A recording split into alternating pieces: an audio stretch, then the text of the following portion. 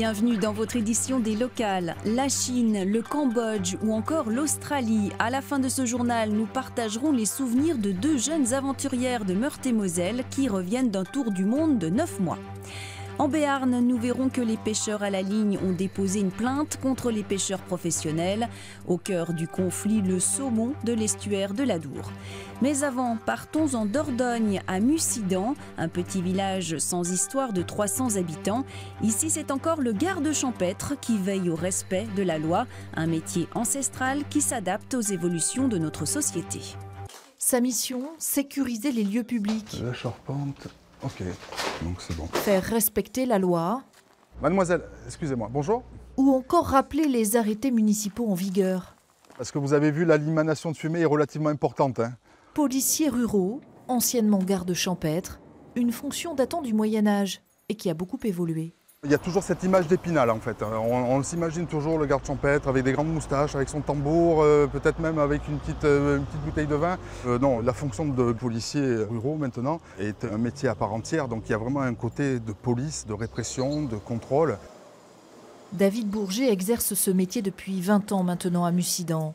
Et ce matin, il doit faire la chasse aux déjections canines. Je vois que vous avez un chien. Où est-ce que vous faites faire? Vous m'avez vu hier, j'avais les poches à la main. Je dis pas. C'est rassurant, oui, d'avoir un policier comme M. Bourget.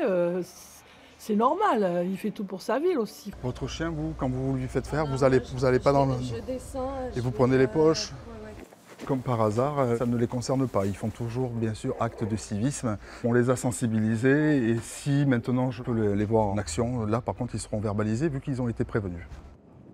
Un peu plus loin, c'est un feu dans un jardin illégal qui pose problème.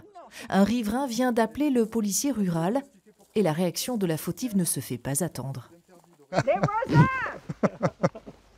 Merci de m'avoir dénoncé! Non, il n'y a pas eu de délation vous concernant. David Bourget écoute patiemment, car il joue souvent un rôle de médiateur. Lorsqu'on a un problème à régler, on nous en signale un autre et en fait c'est pour ça qu'on n'a pas le temps de s'ennuyer. Véritable lien entre la population et le maire, les policiers ruraux sont 1500 en France. Le ras-le-bol des pêcheurs amateurs du Béarn. Plusieurs associations ont déposé une plainte contre les pêcheurs professionnels qui utilisent des filets dérivants pour attraper le saumon dans l'estuaire de l'Adour. Une pratique qui empêche les poissons migrateurs de remonter le gave de Pau. Sauveterre de Béarn, lieu emblématique de la pêche au saumon, était le point de rendez-vous pour lancer le combat contre les marins-pêcheurs professionnels de l'estuaire de l'Adour. Élu du Béarn des Gaves, fédération de pêche des départements des Pyrénées-Atlantiques, des Landes et des Hautes-Pyrénées, association de pêche, tous ont décidé de porter plainte contre la pêche au filet dérivant, pratique illégale. On a découvert que dans le port de Bayonne, c'était interdit de pêcher, comme dans tous les ports en France. C'est la loi. C'est la loi. Cette plainte qu'on porte, c'est là-dessus. Parce qu'on sait qu'entre 80 et 85, 90% des poissons, saumon, truites de mer, alose, sont pris dans cette zone. Une vingtaine de marins-pêcheurs professionnels lancent depuis des années leurs filets dérivants dans l'estuaire de l'Adour, un couloir artificiel de moins de 200 mètres de large qui ne laisse que très peu de chance aux poissons. C'est un premier combat que nous devrons mener pour faire cesser cette pêche au filet dérivant. Mais je crois qu'il faut continuer pour empêcher la totale pêche au filet dérivant sur l'Adour et puis sur les Gaves réunis. 50 millions d'euros ont été investis pour aménager les barrages sur les Gaves et les Nives. Objectif, faciliter la remontée et la reproduction des poissons migrateurs. Les investissements saumon, c'est surtout les pêcheurs à la ligne qui les ont accepté jusqu'à présent. C'est beaucoup d'argent qui est mis dans la protection du saumon et dans la pérennité de ce poisson, plus de tous les autres poissons migrateurs. Donc aujourd'hui, on dit que ça suffit. Les poissons migrateurs de l'Adour font partie de la liste rouge des espèces menacées. La plainte contre les marins-pêcheurs a été déposée auprès du procureur de la République. Partons à présent dans le Tarn, un des berceaux français du safran. Nous avons rencontré un producteur qui cultive cette précieuse épice, une passion qu'il partage avec le public à l'occasion de portes ouvertes et de stages. Chaque jour, sur le coin de la table du jardin, c'est le même rituel, précis et méticuleux. Ce safranier émonde les fleurs de crocus qu'il a récoltées. c'est-à-dire qu'il sépare la fleur de son pistil. Chaque fleur est composée de 3 filaments et on appelle ça un stigmate ou un pistil. Ce pistil, une fois séché, devient le safran. Privilégier un achat local et français plutôt que d'acheter du safran importé qui vient de l'étranger et qui sera à 80% falsifié, qui aura de fortes chances d'être fraudé. Et là, ils seront déçus parce que ce ne sera pas du vrai safran.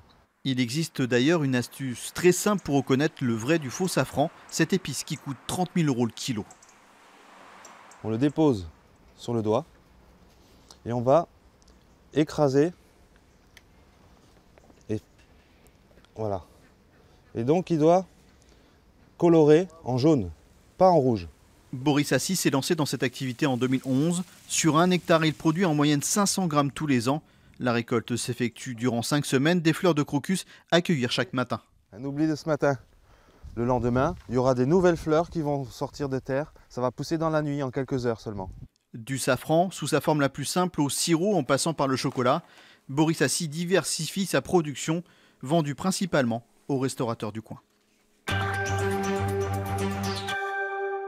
Et pour terminer, rencontre avec 2 aventurières qui ont fait le tour du monde en 9 mois.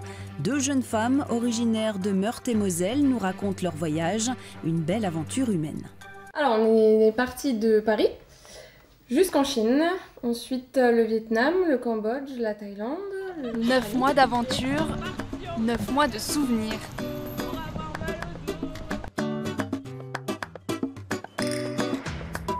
Et dans la catégorie inoubliable, la remontée de l'Amazone en bateau. Et on a dormi 2 nuits là-dedans, ça s'est pas trop mal passé. Et pour la petite anecdote, moi les 2 nuits, parce que moi je bouge beaucoup, et je me suis retrouvée les 2 nuits dans le hamac de mon voisin, que je connaissais absolument pas. En Australie, les filles s'essayent au road trip. 3000 km à vivre dans un van. La première semaine, je me suis dit, qu'est-ce que je fais là? C'était vraiment comment on appelle ça là, le fourgon. Il y a le lit et puis la petite cuisine derrière et j'ai jamais fait de camping. Et j'ai suivi et au final, c'est une expérience incroyable, quoi. C'est génial, on était libres. Et à l'autre bout du monde, la vie prend un nouveau sens. On regarde les photos, on regarde les vidéos et on se dit, on repart quand? Ouais, c'est ça.